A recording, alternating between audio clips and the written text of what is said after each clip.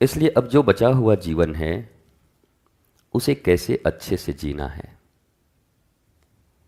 इसके सिवा सत्संग का और कोई उपयोग है तो बता दो।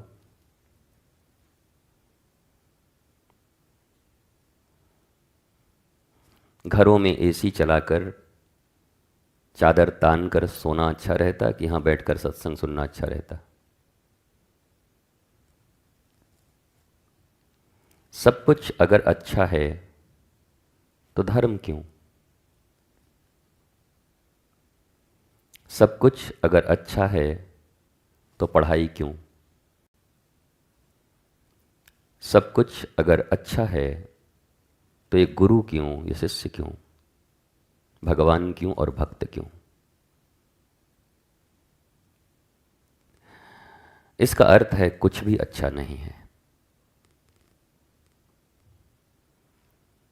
सब कुछ अच्छा होने की संभावना है। आशाएं हैं, अपेक्षाएं हैं कि हमारा जीवन भी एक दिन बहुत सुंदर होगा।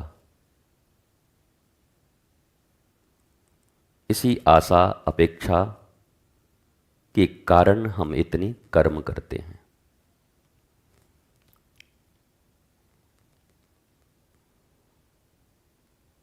हमने कहा तुम अपने प्रति जितना ईमानदार रहोगे उतनी जल्दी तुम ऊंची सीढ़ियों पे चढ़ जाओगे। तुम खुद के प्रति जितने बेईमान रहोगे तो जहां हो ढलती हुई उम्र के साथ और नीचे ही गिरोगे। ऊपर उठने की संभावना बहुत कम है।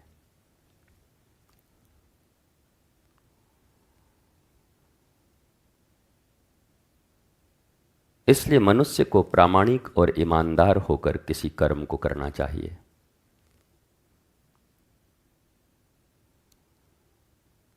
घर करो, संसार करो, परिवार करो, व्यापार करो, प्यार करो, धर्म करो, समाज सेवा करो, देश सेवा करो, संतानों की सेवा करो, माता पिता की सेवा करो। पर यह निश्चित है कि तुम्हें इस बात का ध्यान अवश्य रहता है कि मुझे लाभ क्या होगा। माता पिता की सेवा से गणपति जी के विषय में लिखा गया कि उन्होंने शिव और पार्वती की परिक्रमा कर ली और वो जीत गए।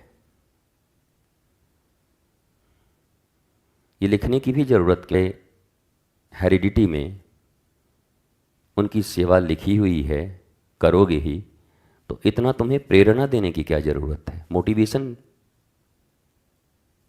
मोटिवेशन तो उसके लिए दिया जाता है जो तुम भूल गए हो, नहीं करना चाहते हो। दुनिया में किसी भी व्यक्ति को पैसे कमाने के लिए मोटिवेशन देने की जरूरत पड़ती है? एन केन प्रकारेन ईमानदारी से, बेईमानी से, चोरी से, चकारी से, जैसे भी हो सभी कमाने में लगे। सबको पता है मनी ही कलयुग में भगवान की तरह है। किसी को समझाना नहीं पड़ता। 3-4 साल का बच्चा भी अब नोट पहचानने लगता है। मौसी ने कितना दिया, बुआ ने कितना दिया, वो भी हिसाब रखता है। उसी के अनुसार वो बताता भी है कि मौसी मुझे बहुत प्रेम करती है और बुआ नहीं मानती है। सबके पैमाने पैसे हैं, धन हैं। वर्तमान संसार में यह कहते हुए हमें थोड़ा भी संकोच नहीं होना चाहिए कि संबंध केवल और केवल पैसों तक सीमित हैं।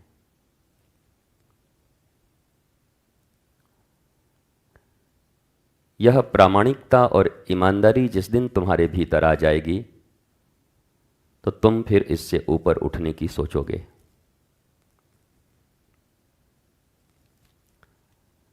पर जब तक तुम इस भुलावे में हो कि वो मुझे बहुत मानता है, वो मुझे बहुत प्रेम करता है, तब तक तुम स्वयं, ईश्वर, अपनी आत्मा, इन सब की खोज में कभी आगे नहीं बढ़ोगे।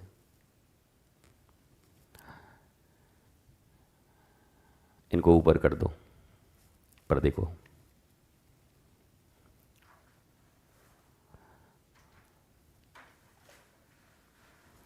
इसलिए सत्संग में भी जब बैठते हैं तो मनुष्य को ईमानदार होना चाहिए।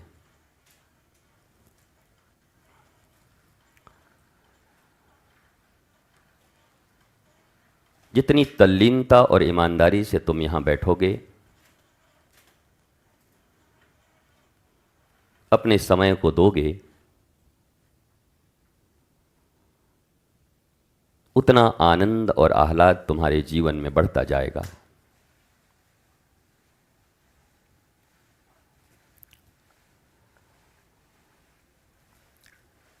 यहां भी जब आते हो या मंदिर जाते हो,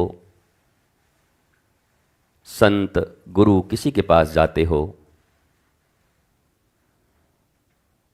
तो ईमानदारी से इतना विचार करके जाना कि मैं कुछ पाने ही जा रहा हूं।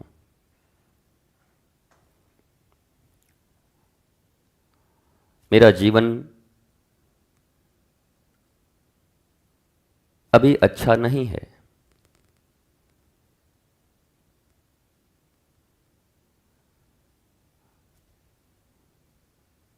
उसे और अच्छा किया जा सकता है।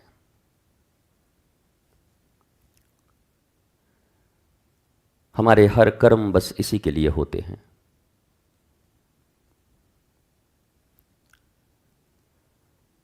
ये बात अलग है कि हम अपनी क्षुद्र बुद्धि से कभी कभी जो निर्णय लेते हैं वो हमारे ही विरुद्ध हो जाता है।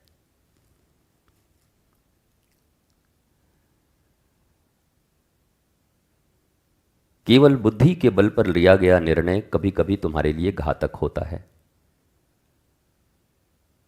पर विवेक सम्मत जब निर्णय लिए जाते हैं तो तुम्हारे जीवन के लिए अत्यंत आह्लादकारी होते हैं।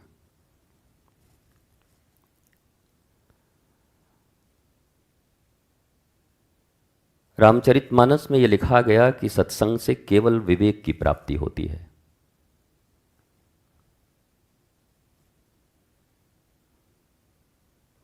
बाकी जितनी भी तुमने बातें सुनी हैं सब झूठी हैं।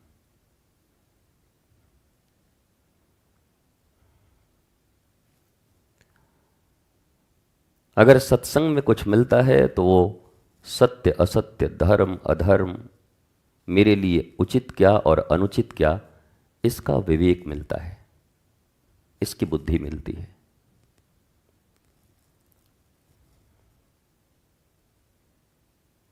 और इस विवेक से फिर तुम्हें कर्म करना होता है और उस कर्म का फल तुम्हारे जीवन में या तो तुम्हारे अनुकूल होगा या तुम्हारे प्रतिकूल होगा।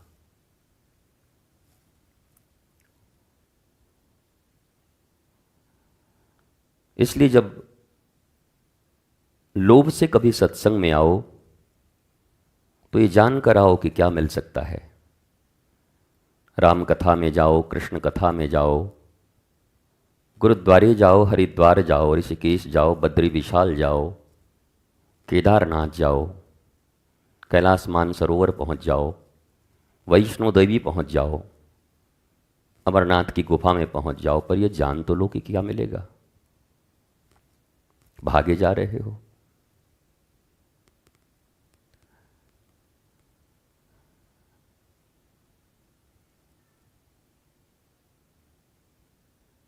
शास्त्र संत केवल और केवल तुम्हें विवेक देते हैं।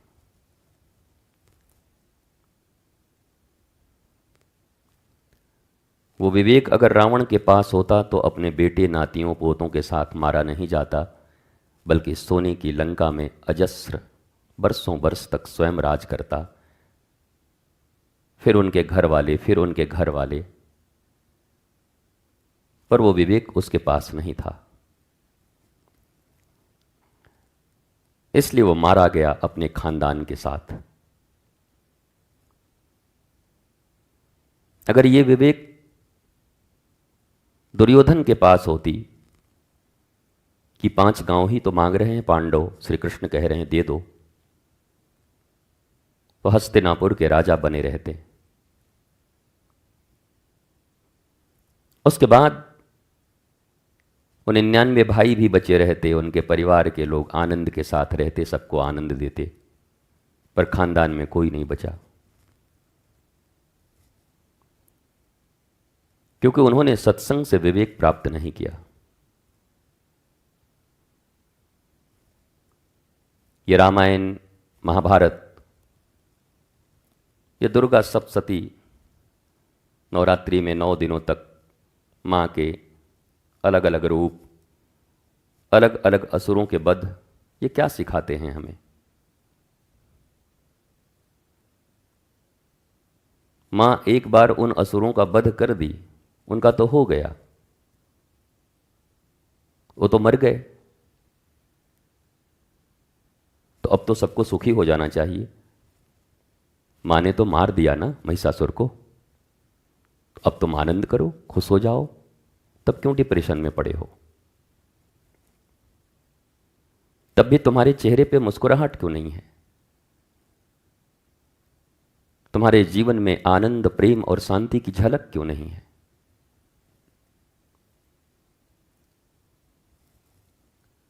रावण ही अगर दुनिया को रुलाता है तो रावण को तो राम ने मार दिया। अब क्यों इतने अत्याचार हैं इस संसार में? अब तो घी के दीपक जलने चाहिए, दीपावली रोज मननी चाहिए। रावण मारा गया। घी की कौन कहे, घासलेट की भी दीपक नहीं जला पा रहे ठीक से।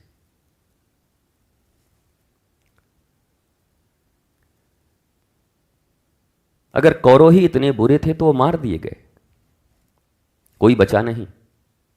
कंस मार दिया गया। अब तो मथुरा में चारों तरफ आनंद, प्रेम और शांति की वर्षा हो रही होगी। क्या आज मथुरा में चोरी नहीं होते? आज मथुरा में हत्याएं नहीं होती?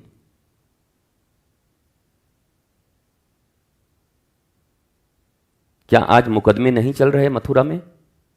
कंस तो चला गया, अब क्यों चल रहा है?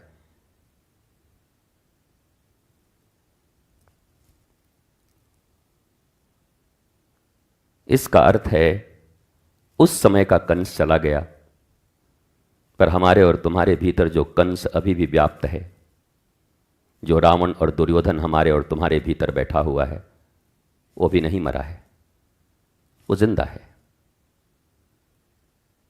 वही रावण, वही दुर्योधन, वही कंस, वही महिषासुर, वही हिरण्यकश्यपु, वही हिरण्याक्ष तुम्हें दुख दे रहे हैं। भगवान राम ने तो अपने हिस्से में आए रावण को मार दिया, तुम अपने रावण को कब मारोगे?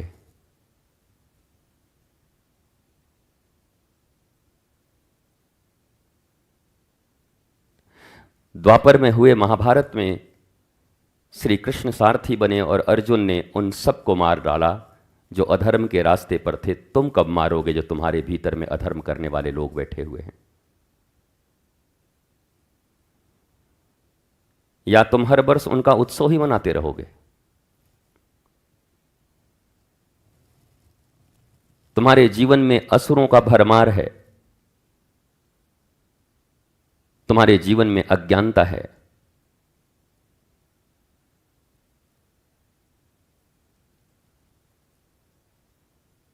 तुम पीड़ित हो, दुखित हो।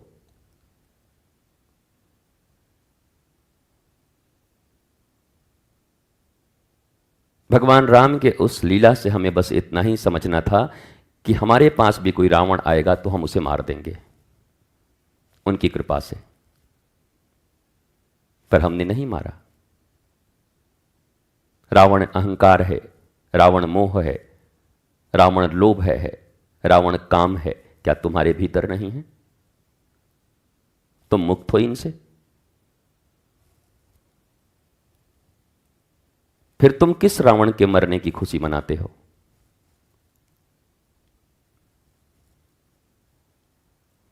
किस महाभारत की विजय का उत्साह तुम्हारे जीवन में है?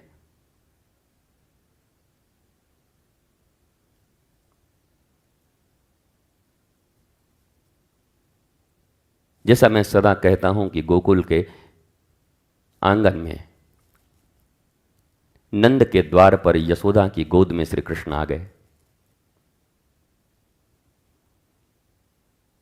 और नंद, यशोदा और सारा गोकुल गाने लगा कि नंद के घर आनंद भयो। वो तो ठीक है, अवश्य ही हुआ था, पर तुम्हारे इस हृदय के गोकुल में कब कृष्ण आएंगे, कब आनंद होगा? तुम्हारे इस लंका में तो रावण बैठा है। अज्ञानता, अधीरता, लोभ, क्षोभ, मोह, तुम किस कृष्ण जन्मोत्सव की खुशी मना रहे हो?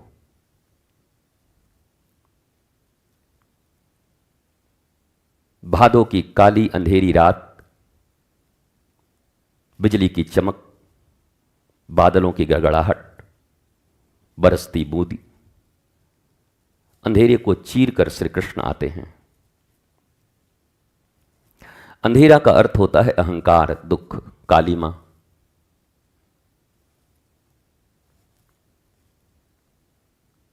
तब तो श्री कृष्ण आ गए, अंधेरे को मिटा दिया उन्होंने। कृष्ण चंद्र के रूप में आ गए। तुम्हारे इस हृदय में जो अंधकार है, डिप्रेशन की जो दवाइयां खा रहे हो तुम्हारे घर के लोग, हाहाकार मचा है तुम्हारे जीवन में। हम क्या करें, हमको कुछ समझ ही नहीं आ रहा महाराज जी। इसी को तो अंधकार कहते हैं। तुम्हारे इस अंधकार, इस भादो और इस गहन रात्रि को मिटाने वाले श्री कृष्ण कब आएंगे? या उन्हीं का उत्सव मनाते रहोगे? एक दिन का उत्सव और 364 दिन रोना।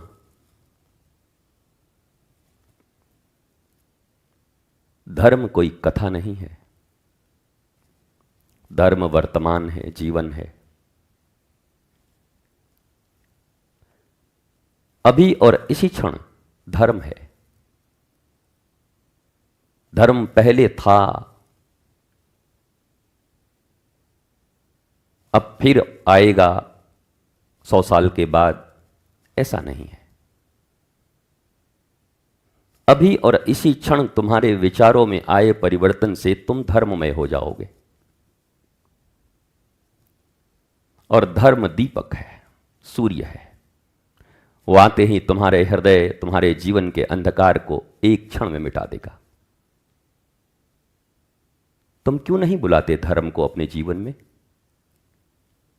तुम क्यों नहीं स्थापित करते?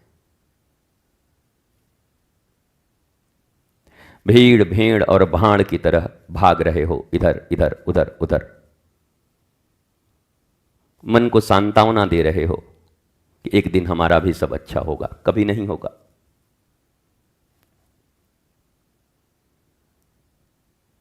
अगर एक दिन स्वतः ही सब अच्छा होना होता तो वृंदावन छोड़कर, नंदगांव छोड़कर श्री कृष्ण को मथुरा नहीं जाना पड़ता, और मथुरा छोड़ करके फिर द्वारिका नहीं जाना पड़ता। सब यहीं बैठे बैठे ठीक हो जाता। स्वयं परमात्मा भी जब अवतार लेकर इस धराधाम पर आते हैं तो उनके भी बैठे बैठे कुछ नहीं होता। विवेक सम्मत निर्णय लेते हैं, धर्म सम्मत निर्णय लेते हैं, देश काल पात्र के अनुसार निर्णय लेते हैं, तब जाकर परमात्मा जो अवतार के रूप में आए हैं उनके जीवन में परिवर्तन आता है। पर मैं इन भारतीयों के विषय में और वर्तमान दुनिया वालों के विषय में क्या कहूं, जो चमत्कारों के पीछे भागने के लिए बेसब्र हैं। श्री कृष्ण ने कोई चमत्कार नहीं किया। अर्जुन तो कह ही रहा था कि महाराज आप भगवान हो और ये युद्ध हमको लड़ना पड़ेगा। एक मंत्र मारो और गंगा जल छिड़क दो, सब खत्म हो जाए यहीं पर। भगवान बोले एक झापड़ मारूंगा।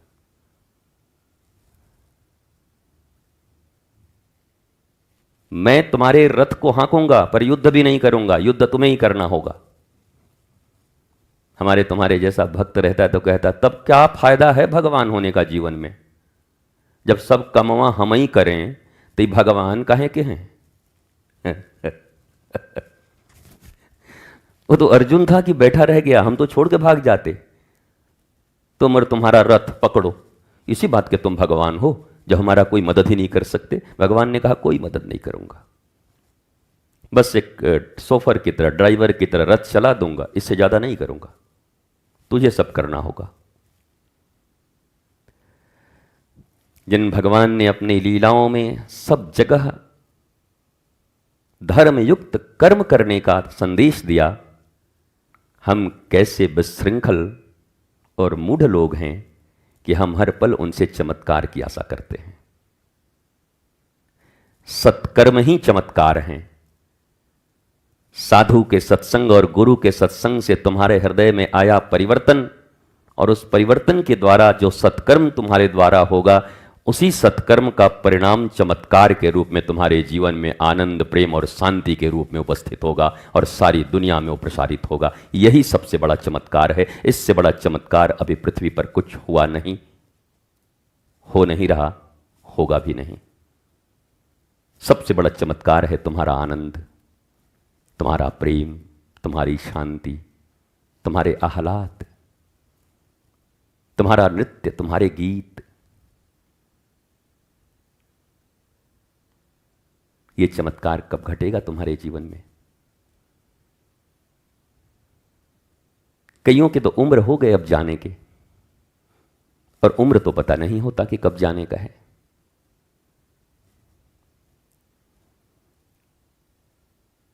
गांधीनगर अहमदाबाद से उड़े एयर इंडिया की फ्लाइट में किसको पता था कि हमारी उम्र हो गई है?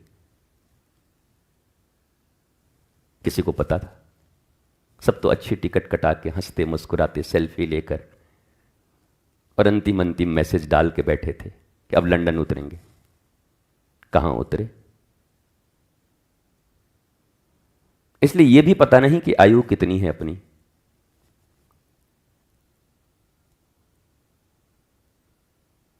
अतः जो करना इसी क्षण करना, कल कुछ नहीं है। लोग कहते हैं कल करेंगे, आज ही मरने वाले हो तुम। तुम तो भगवान की तरह बोल रहे हो, जैसे परमात्मा हो, मैं कल आऊंगा। हमने पूर्व के संतों को सुना, जब कभी उन्हें कहता बाबा कभी उधर आएंगे तो हमें सेवा का मौका देना, बोला हरी इच्छा रही तो जरूर कभी उनकी इच्छा से आ जाएंगे। हरी इच्छा जोड़ते थे, क्योंकि उनको पता है कि मैं अगर कह दूं मैं आऊंगा ही, तो ये भगवान की सत्ता को और सत्य को चुनौती देना हुआ। इसलिए हर बात में वो जोड़ते थे, हरी इच्छा होगी तो करेंगे, जैसी हरी इच्छा होगी, प्रभु जैसा चाहे। दास तो बस उनका यंत्र है। सत्संग का इतना ही मतलब है।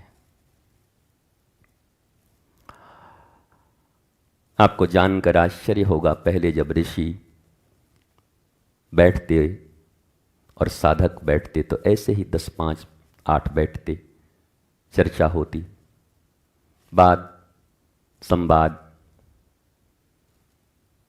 जीवन के कई प्रश्नों के उत्तर उन्हें मिलते थे। इवेंट नहीं बनते थे।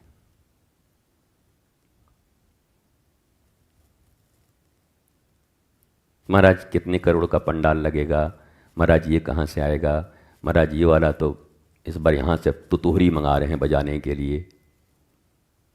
जितने भी मन के विज्ञान, जीवन के जितने भी सूत्र मिले वो ऐसे ही मिले। एक वृक्ष के नीचे बैठा, कहीं बैठ गए, चर्चा हुई और निकल आया, समाधान निकल आए। पर हमें तो ये सत्संग लगता ही नहीं। अभी पेड़ के नीचे बैठ के हम चर्चा करें, कोई कहे कहाँ गए थे, ओ ऐसे ही महाराज जी पेड़ के नीचे बैठे थे, मिल गए अचानक। तो पेड़वा के नीचे बैठ के ऐसे मुस्कुरा रहे थे। हाँ, उनको खबर ही नहीं है कि यहां मीमांसा हो रही है। तुम्हारे जीवन के अनेक ऐसे प्रश्न हैं, अगर तुम थोड़े से शांत, धीर, गंभीर होकर बैठ गए, रिसीव करने लगे, तो कितनी समस्याओं का अंत यहीं हो जाएगा, इसी वाद में। पर हम मानते ही नहीं।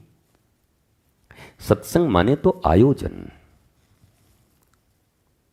पैकेट बहुत बढ़िया है हमारे यहां, माल खराब हो गए हमारे सबके पैकेट टनाटन है, पर भीतर सब 2 नंबरी माल है। वो नाना पाटेकर एक फिल्म में कहता था, ट्रक के अंदर लदा हुआ है 2 नंबर का सामान और पीछे लिखा हुआ है मेरा भारत महान। तो हमारे विचार 2 नंबरी हैं, पर आयोजन हमारा बहुत बड़ा है, हर चीज का आयोजन। कल एक सज्जन हमसे पूछते थे कि महाराज जी, आप तो फेसबुक पर बहुत कुछ लिखते हैं, पूजा पाठ कब करते होंगे? वो हमसे पूछता था, पूजा और पाठ, तोताराम, पूजा किसे कहते हैं और पाठ किसे कहते हैं? आराधना किसे कहते हैं और साधना किसे कहते हैं? भारत में तोतों की संख्या बढ़ गई है। ये भी तोते पंख कटे, वो जो डालडा इत्यादि तोता नहीं खा लेता, आपने देखा है कभी? समोसे और जलेबी की दुकान के आस पास जो कुत्ते रहते हैं, तो ज़्यादा वो खाते तो उनको हजम नहीं होता। वो जीव इसलिए नहीं बने हैं, वो तो प्रकृति में रहते हैं, तो उनके रोम सब ऐसे झड़ जाते हैं एकदम। खजहा कुत्ता बोलते हैं उसको हमारी भाषा में, उधर खजहा कुत्ता। और ऐसे ही खजहे ये होते हैं कुछ तोते जिनके रोम उड़ चुके हैं। ये धर्म का प्रश्न पूछते हैं भारत में। जिन्हें अपने मानव होने का भी ज्ञान नहीं, वो भी धर्म का प्रश्न पूछते।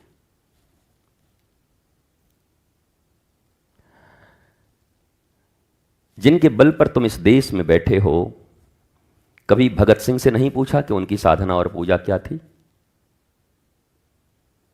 कभी चंद्रशेखर आजाद से नहीं पूछा, अल्फ्रेड पार्क में, जिन्होंने तमाम ब्रिटिशों को मौत के खाट सुलाकर और अंत में खुद सो गए?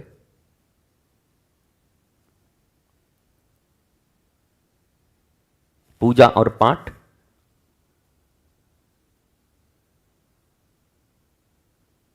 आत्मज्ञान हुआ नहीं कि वेद ही कहता है कि उसके बाद सारे जितने भी लोक कर्म हैं उसका परित्याग कर देते हैं। हां, लोकचर्या के लिए उन्हें करना होता है। तुम क्या सोचते हो इन मालों से ही सब कुछ होता है? हमने तो बचपन से लेकर बुढ़ापे तक माले जपते हुए इतने लोगों को देखे हैं, और महाबेईमान। और बगल में जो नहीं जपता वो ठीक था, बल्कि हमने देखा। इसलिए तो कबीर ने कभी कहा होगा, पोथी पढ़ी पढ़ी जगमुआ पंडित भया न कोय, ढाई आखर प्रेम का पढ़े सो पंडित होए। यही तो कारण रहा होगा। और कबीर ने ही क्यों कहा? गोस्वामी तुलसीदास ने क्या कहा? राम ही केवल प्रेम प्यारा, जान ले हो जो जान निहारा। गोस्वामी जी ने भी तो यही कहा। अरे रे, कहां तुम फंसे हो? राम ही केवल प्रेम प्यारा। राम केवल प्रेम प्यारे हैं। जान ले हूं जो जान निहारा। जो जानने वाले हो इतना सुन लो, मैं तुलसीदास कह रहा हूं, राम जी केवल प्रेम मानते हैं। सुनहु भामिनी मुरे कई बाता, मानहु एक भगति कर नाता। सबरी से कह रहे हैं, ए भामिनी, ए सबरी, ये इतना हम इधर ऐसे हाथ किया, ऐसे टंगे, ऐसे ऊंचा उठे, ऐसे टेढ़ा गए, ऐसे चढ़ाए, इतना मैं नहीं देखता। बोला फिर मानहु एक भगति कर नाता। मीरा कहती है, मायरी मैंने गोविंद गोविंद लीन्हो मोल। वो माई, मैंने गोविंद को मोल खरीद लिया। बोला तो बावरी है, भगवान खरीद रही है? बोला हाँ। बोला कौन से दाम पे? बोला प्रेम के कीमत पर। प्रेम के कीमत पर गोविंद खरीद लिया मैंने। प्रेम के गाढ़त्व को ही भक्ति कहते हैं। प्रेम दूध है और भक्ति खोआ है, रबड़ी। प्रेम ही जब गहरा हो जाता है, आग पर जब तपे और ऐसे ऐसे करें, तो जब वो निकलता खोआ, मावा, मथुरा का पेड़ा, उसी को भक्ति कहते हैं। प्रबल प्रेम के पाले पड़कर प्रभु को नियम बदलते देखा। अपना मान भले टल जाए, पर भक्त का मान न टलते देखा। केवल प्रेम। आज एक ब्रिजबाला पाठक जी हैं, उन्होंने भी एक मैसेज दिया। मैंने उनको लिखा था कि मेरी माता, मैं आपको संध्या को जवाब दूंगा। हमने कुछ फिल्मों के विषय में आज बोला था, कल ही बोला था, सैयारा, जिसको देख देख के लोग रो रहे थे। हमने कहा छावा देखकर रोते तो एक समझ में आता, तुम्हारा देश खत्म होने जा रहा है। शिवाजी की याद में, छावा की याद में, इन महापुरुषों को देखते तो तुम्हारे भीतर में अपने देश, अपनी संस्कृति, अपने धर्म को बचाने का भाव उठता। तो माता जी ने लिखा, गुरुजी ये सब जानते कैसे हैं? हे ब्रिजबाला, नाम तो आपका ब्रिजबाला है, कांस की गोपियों का भाव भी आपके भीतर होता। इस दुनिया में जब परमात्मा भी आता है तो किसी मां और बाप के द्वारा ही आता है, घर द्वार में ही रहता है। उन्हें भी जाने होते हैं किसी विद्यालय और विश्वविद्यालय में पढ़ने के लिए। तुम्हें क्या लगता है मैया, मैं ऊपर से बरसात में टपका था, इतना ही बड़ा, अचानक टपक गया? हे ब्रिजबाला, इस दुनिया में सभी साधारण मनुष्य होकर आते हैं। माता पिता, घर परिवार, फिर वहां से कोपलें फूटती हैं। कोई निकलता है भगवत प्राप्ति के लिए। भगवत प्राप्ति का अर्थ है जो समस्त जीव के और प्रकृति के कल्याण के लिए लगता हो। धर्म की जय हो, अधर्म का नाश हो, प्राणियों में सद्भावना हो, विश्व का कल्याण हो, इसके लिए जो निकलता है उसे ही धार्मिक कहते हैं। हे ब्रिजबाला, तुम्हें कहां शंका हुआ? मैं साइंस का विद्यार्थी रहा हूं। तुम्हें क्या लगा मैया कि भादों के महीना में ऊपर से हम टपक गए थे अचानक वृंदावन में, और लोगों ने कहा अरे ये देखिए गुरुजी टपक गए अचानक? कैसी बुद्धि है! प्रणाम है तुम्हें मां। ये कैसे लोग हैं? ये भारत वो स्थान है जहां पर एक मां मदालसा अपने 7 साल के बच्चों को आत्मज्ञान दे देती है, अलर्क को। हे ब्रिजबाला, काश आप भी अपने बच्चों को आत्मज्ञानी बना सको। मां, ऐसे प्रश्न शायद तुमने उतनी फिल्में नहीं देखी होंगी जितनी मैंने देखी हैं, बट तुम फिल्म देखकर सो गए और इसी दुनिया में खो गए, और मैं फिल्में देखकर जग गया और लोगों को जगाने निकल पड़ा कि परमात्मा की प्राप्ति करने के लिए चलो। तुम्हारे देखने और मेरे देखने में इतना ही अंतर है। जन्म तो सबके एक ही तरह होते हैं। रावण भी किसी मां के पेट से ही आया था। ये जितने ऋषि हैं, तुम्हारे गोत्र भी उसी में होंगे। ब्रिजबाला, तुम्हारा गोत्र गर्ग गौतम सांडिल्य होगा। ये ऋषि कौन थे? ये गौतम कौन है? गर्ग कौन है? सांडिल्य कौन है? विश्वामित्र कौन है? ऋभु, अंगिरा, नारद कौन है? कौन है ये वशिष्ठ जो भगवान राम के गुरु हैं? ये कैसी बातें हैं! फिर भी मैं आपको प्रणाम करता हूं, आप मेरी मां हो। ईश्वर करे कि आपके बच्चे साधु स्वभाव के हों और आप भारत माता की रक्षा के लिए अपने संतानों को संस्कार दे सकें। सत्संग का इतना ही अर्थ है, तुम जगो। जहां जहां डार्कनेस है वहां पर ब्राइटनेस हो जाए, जहां अंधेरा है, अज्ञानता है, वहां उजाला हो जाए।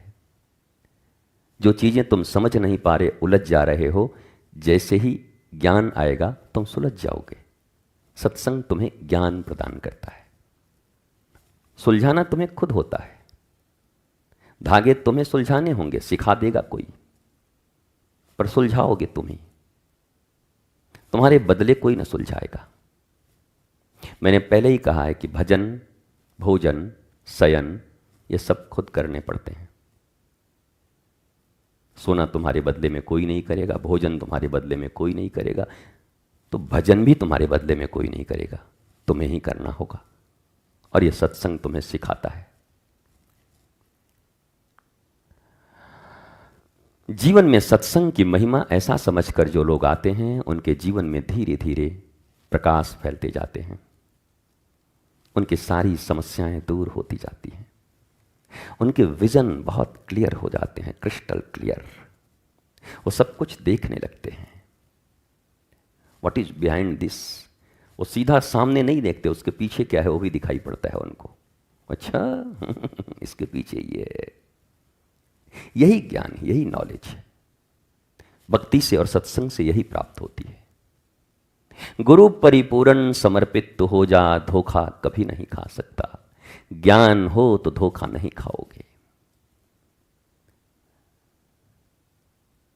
लक्ष्मण रेखा सत्संग की हो तो रावण कभी नहीं आ सकता।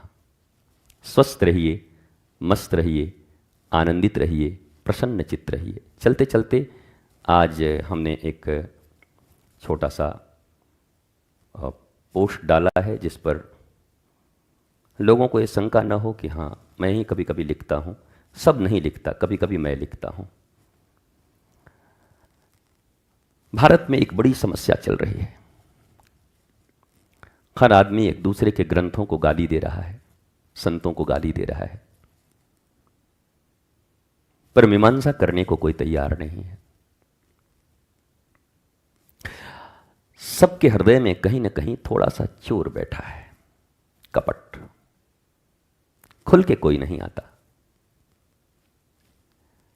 धर्म, पंथ, संस्था, दल, संविधान, नियम, कानून ये सब किसके लिए बने हैं? मनुष्य धर्म के लिए बना है कि मनुष्य के लिए धर्म बना है? बोलो। मनुष्य के लिए धर्म बना है कि मनुष्य आनंदित रह सके। मनुष्य धर्म के लिए नहीं बना है। यह संविधान जो बना है वो मनुष्य के लिए बना है कि मनुष्य ही संविधान के लिए बना है? बोलो। ये जितने भी दल हैं, ये संस्थाएं हैं, समूह हैं, ये पंथ हैं, ये किस लिए बने हैं? मनुष्य के लिए, उनके आनंद के लिए, उनकी खुशियां के लिए, आह्लाद के लिए, इसके लिए बने हैं। मानव समस्त प्राणियों एवं प्रकृति के संरक्षण तथा संवर्धन के हेतु ये सब चीज बने हैं। धर्म भी इसी के लिए बना है, हम प्रकृति की रक्षा करें, मनुष्य की रक्षा करें, स्वयं सुखी रहें, आनंदित रहें, आह्लादित रहें, हिलमिल के रहें। इसके लिए तो धर्म बना है ना। इसीलिए उत्सव बनाए गए हैं ना, दीपावली, होली, दशहरा किस लिए बनाए गए हैं? मिलजुल कर रहे हैं। फिर इतना कंफ्यूजन क्यों है? अगर धर्म सबको प्रेम देना चाहता है, धर्म सबको आनंद देना चाहता है, तो इतना कंफ्यूजन क्यों है? इतना विवाद क्यों? इतना विभेद क्यों? ग्रंथों पर इतने विभेद क्यों? कोई कोई पन्ना फाड़ रहा है, कोई कोई ग्रंथ फाड़ रहा है। एक बार खुलकर विश्व के सामने सारे ग्रंथ रखे क्यों नहीं जाते? वर्तमान समय में ग्रंथों में लिखे हुए जो चीज वर्तमान विश्व के लिए उपयुक्त हों, एक साथ सभी लोग मिलकर चल सकें, आनंदित रह सकें, उनको स्वीकार कर लो। और जो चीजें विवाद पैदा करती हों, असमानता पैदा करती हैं, उसको छोड़ दो। क्योंकि धर्म मनुष्य के लिए है, मनुष्य धर्म के लिए नहीं है। ग्रंथ मनुष्य के लिए है, मनुष्य ग्रंथ के लिए नहीं बना है। मानव के लिए सब कुछ बना है, मानव उसके लिए नहीं बना है। मानव की खुशियों के लिए सब कुछ बना है, मानव की खुशियां समाप्त हो जाए और किसी चीज का पालन हो, क्या मतलब है?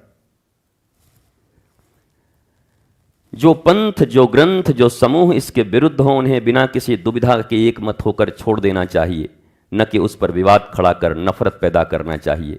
जिस किसी भी पंथ के ग्रंथ में संपूर्ण प्राणी जगत एवं प्रकृति का अपमान हो रहा हो, असमानता हो, विनाश हो, उस हिस्से को तत्काल प्रभाव से एक झटके में ही छोड़ देना चाहिए। जो किसी को अपमानित कर रहा हो, जो नाश करने पर पड़ा हो, जो मारने काटने पर पड़ा हो, ग्रंथ को, ऐसे ग्रंथ को क्यों रखे हो? ग्रंथ के उन हिस्सों को हटा दो जो भी मनुष्यता को समाप्त करने पर लगे हैं।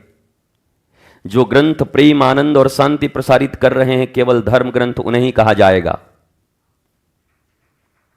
धर्म ग्रंथ केवल उसे ही कहा जाएगा जो प्रेम, आनंद और शांति प्रदान कर रहे हों। सर्वसम्मति से ऐसा निर्णय लेकर एक झटके में बाकी चीजों को हमें छोड़ देना चाहिए। आप जिस भी पंथ के हों, क्या सनातन, हिंदू, सिख, जैन, बौद्ध, पारसी, मुस्लिम, ईसाई, सभी पंथ इस कार्य हेतु तैयार हैं? मैंने ऐसे प्रश्नवाचक चिन्ह दिया है, क्योंकि मैं जब भी कुछ लिखता हूं तो हजारों लोग उस पर कमेंट करते हैं, लाइक करते हैं। उसमें हिंदू भी होते हैं, मुस्लिम भी होते हैं। आज मैंने पूछा है, क्या आप तैयार हैं कि ग्रंथों में जहां किसी का अपमान हो रहा हो, मारने के लिए कहा गया हो मनुष्यों को, जहां आजादी न दी जा रही हो, क्या आप तैयार हो? आप जिस भी पंथ के हों, अपनी सहमति प्रदान करें ताकि भ्रम मिटे कि वास्तव में सच्चे प्रेम, आनंद और शांति का पक्षधर कौन है। आपकी खामोशी आपके दोहरे चरित्र का परिचायक होगी, इसमें लेस मात्र भी संदेह नहीं है। अगर तुम खामोश हो, चुप हो, तो इसका मतलब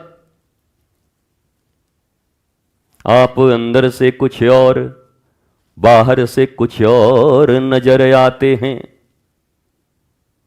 सौगंध बजरंग बली की शक्ल से बिल्कुल चोर नजर आते हैं। उम्र गुजरी है सारी चोरी में, सारे सुख चैन बंद जुर्म की तिजोरी में। आपका तो लगता है बस यही, और जो जो जो जपते होंगे उस पर आया माल अपना। खाली रामे राम क्यों कहें? सब तो वही कर रहे हैं। तो अगर आप ईमानदार हो तो आओ। जो प्रश्न पूछते हो ना, गुरु जी आप तो केवल ऐसे हैं, आप तो केवल बैठे हुए हैं, आप उसका विरोध क्यों? हम कर रहे हैं विरोध, तुम भी आओ। हम चाहते नहीं कि कोई भी असमानता हो। मनुष्य ही बराबर हैं, सब मनुष्य एक जैसे हैं, सबका अधिकार है प्रेम, आनंद और शांति का। हम तो तैयार हैं, क्या तुम तैयार हो? पर आपको जानकर आश्चर्य होगा कि मैं जब कुछ लिखता हूं तो वो मिनटों में हजारों तक पहुंच जाता है देखने वाले और लाइक करने वाले। इसके 2-3 घंटे होने जा रहे हैं, पर अभी 642 लोगों ने ही इसको, बस बाकी खामोश हैं। खामोश, आवाज नहीं निकल रही है। ये वो लोग हैं जो पानी पी पी के गाली देते हैं। मैं सबका नाम लेके कहूंगा, आइए तमाम जो बुद्ध धर्म को मानते हैं, बुद्धिस्ट, आओ इस पर सहमति प्रकट करो कि वाह, गुरुदेव जहां बैठे हुए हैं और वृंदावन में बैठ करके, और गुरुदेव कह रहे हैं कि ग्रंथ में अगर किसी भी मनुष्य के अपमान की बात हो तो उसको हटा दो, जहां सबके सम्मान की बात हो उसी को हम धर्म ग्रंथ मानेंगे। अब क्यों नहीं आते? और यही बात आप सबसे भी है, चाहे आप इस्लाम को मानने वाले हों, चाहे क्रिश्चियन को मानने वाले हों, आप सबसे यही उम्मीद है। स्वीकार करिए इसे कि हम प्रेम, आनंद और शांति के सिवा कुछ स्वीकार नहीं करेंगे। जो कुछ लिखा था उस जमाने में अभी उचित नहीं है, उसको हम ड्रॉप करेंगे। नो, इसको नहीं मानते। जिससे प्रेम प्रकट हो देश काल पात्र के अनुसार, वही वास्तविक युगानुकूल धर्म है। मुझे लगता है ऐसी बातों पर लोग खामोश हो जाते हैं।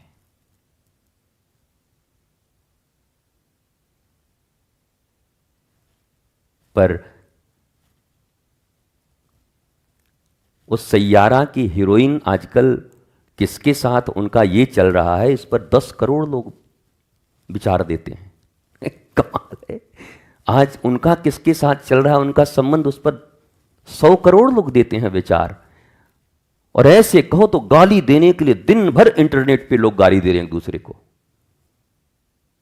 आप तो गुरुजी बैठे हुए हैं, आप तो निश्चित तौर पर वहां महात्मा हैं, तो आप तो उसी का पक्ष लेंगे, आप इसको कैसा मानते हैं, असमानता है, सब खत्म करो। जहां जहां ऐसी कोई वाणी है उसको निकालो शास्त्रों से।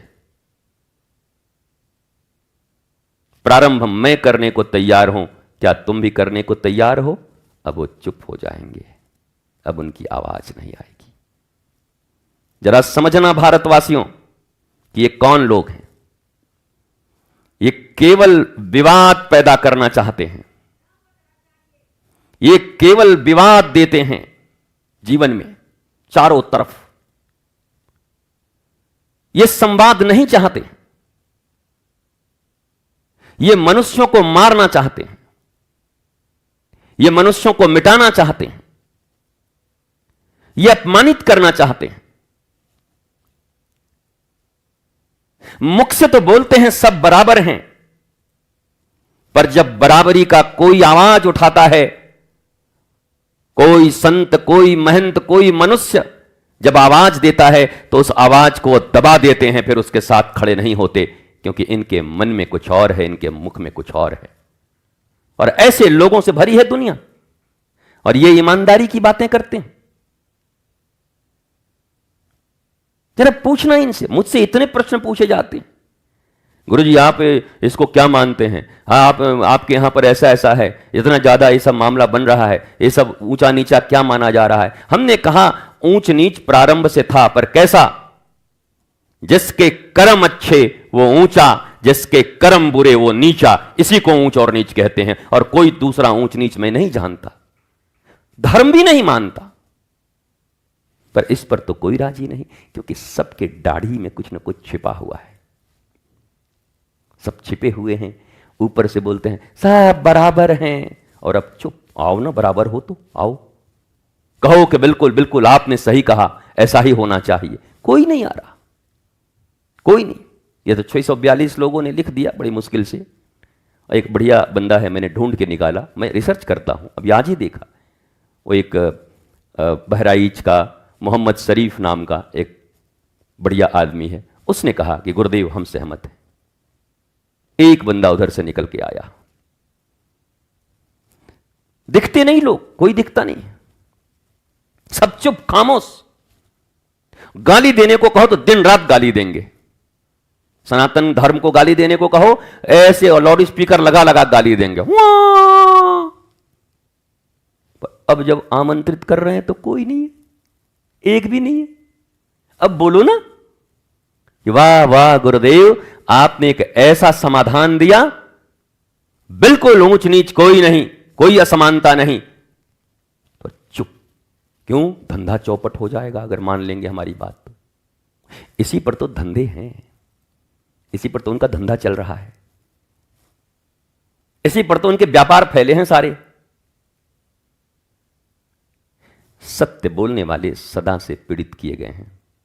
मुझे पता है मेरी ये बातें उनको अच्छी नहीं लगेंगी, वो नाराज होंगे सब हम पर रात में सोकर सोचना, अगर ईमानदार हो और बहादुर हो तो इतना भी साहस नहीं, सत्य, प्रेम, न्याय, आनंद, शांति के लिए एक साथ मिलकर आगे बढ़ सको। फिर दोबारा हम पर आरोप मत लगाना, मत बोलना हमें कुछ, हुआ मत करना सियारों की तरह। क्योंकि अब ये पोस्ट प्रातःकाल रोज मैंने कह दिया है आईटी वालों को कि पहले यही डालो रोज, जब तक वो देख देख के पक न जाएं, रोज डालो इसको 5 बार, और देखें कि कौन आता है समर्थन को। मेरे प्यारे भारतवासियों, हमें अपने देश, अपने राष्ट्र, अपनी संस्कृति की रक्षा करनी है। हमें अपने देश को उन देशों की तरह नहीं बनाना जहां मार काट मचे हुए हैं। मनुष्य के जीवन की कोई कीमत नहीं है, रातों रात जहां घर जला दिए जाते हैं, रातों रात जहां उठा लिए जाते हैं। हमें अपने देश को ऐसा नहीं बनने देना है, बल्कि हम तो ग्रंथों में लिखे उस देश भारत की कल्पना करते हैं जहां लोग निकलते थे, किसी के सामान रखे रहते थे। एक समय ऐसा था घरों में ताले नहीं लगते थे, किसी के खेत से कोई सामान लेता था तो उसके बदले में उतनी मुद्रा वहां खेत में ही रख देता था कि सामान मैंने लिया है, मैंने दे दिया। हम तो उस धर्म की परिकल्पना कर रहे हैं, पर इसके लिए हम सबको ही आगे आना होगा। और सत्संग का अर्थ भी यही है, हमारा देश बचे, परिवार बचे, राष्ट्र बचे। पहले ये, तुम कितने भी धनवान रहोगे ना, मिटा दिए जाओगे। तुमसे बड़े बड़े धनवान मिटा दिए गए, बड़ी बड़ी किलाएं राजस्थान में, हजार हजार लाख लाख सैनिक, तोप, सब मिटा दिए गए थे। तुम्हारे धन तुम्हें नहीं बचाएंगे, तुम्हारा धर्म, सच्चा धर्म, तुम्हारे संस्कार और तुम्हारी एकता तुम्हें बचाएगी, तुम्हारे राष्ट्र को विश्वगुरु बनाएगी। अगर तुम एक रहे। मस्त रहिए, स्वस्थ रहिए, आनंदित रहिए। ऐसे ही छोटे छोटे विषयों पर हम प्रतिदिन कुछ न कुछ चर्चा करते रहेंगे। आप सब भी आनंदित रहिए। नमन, वंदन, प्रणाम। गुरु वचनों को रखना संभाल के, एक एक वचन में गहरा राज है।